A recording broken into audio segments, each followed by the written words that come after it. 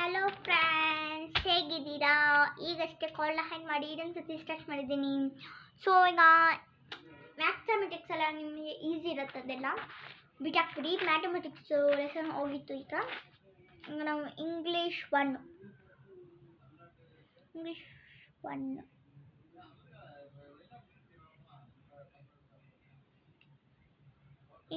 ಅಲ್ಲಿದ್ದೀವಿ. So ಇವತ್ತು topic ಏನಂದ್ರೆ ಮಕ್ಕಳೇ,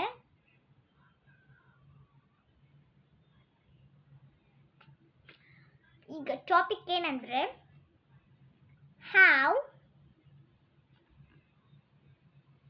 ಆ್ಯಂಡ್ ಆಸ್. ಇದನ್ನ ಯಾವಾಗ ಯೂಸ್ ಮಾಡ್ತೀವಿ, ಹ್ಯಾವ್ ಆ್ಯಂಡ್ ಹ್ಯಾಸ್ನ, ಅದು ಟಾಪಿಕ್ ಇವತ್ತು ನಿಮಗೆ.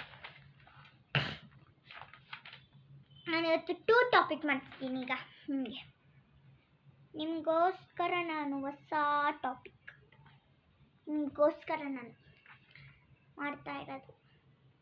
ಸೊ ಸೆಕೆಂಡ್ ಟಾಪಿಕ್ ಏನಂದರೆ ವರ್ಡ್ ಬಂದರೆ ಗೊತ್ತು, ಆದರೆ ನಾನು ಇನ್ನೊಂದ್ಸತಿ ಹೇಳ್ಕೊಡ್ತೀನಿ ನಿಮಗೆ ವರ್ಡ್ ಬಂದರೆ ಏನಂತ. ಸೊ ಹ್ಯಾವ್ ಆ್ಯಂಡ್ ಹ್ಯಾಸ್ ಅಂದರೆ ಈಗ ಕನ್ನಡದ ಎಕ್ಸ್ಪ್ಲೇನ್ ಮಾಡ್ಬೇಕನ್ಸತ್ತೆ ನಿಮಗೆಲ್ಲ. ಹ್ಯಾವ್ ಅಂದರೆ ಏನು ಗೊತ್ತಾ ಮಕ್ಕಳೇ?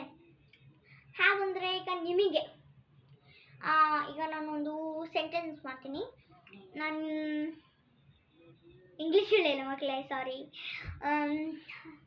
ಈಗ ನಿಮ್ಮ ಅಕ್ಕ ಇಬ್ಬರು ಅವಳೆ ನಿಮ್ಮ ಅಕ್ಕ. ಅದಕ್ಕೆ ಸೆಂಟೆನ್ಸ್ ಹೆಂಗೆ ಮಾಡ್ತೀನಿ ಗೊತ್ತಾ?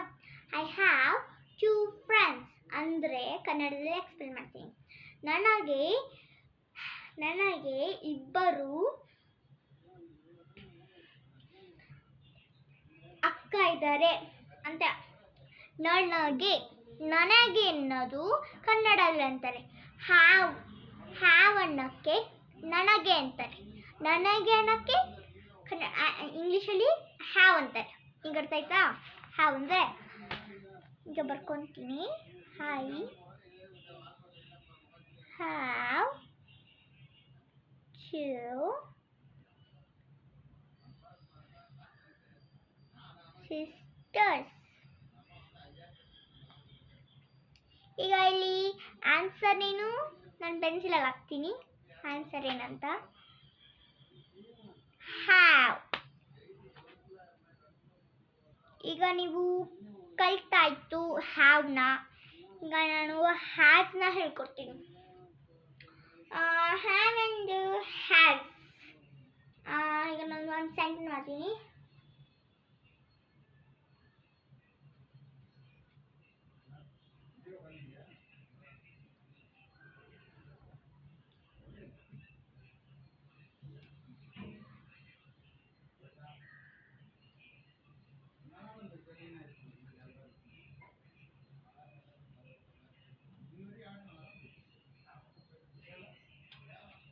Sorry children,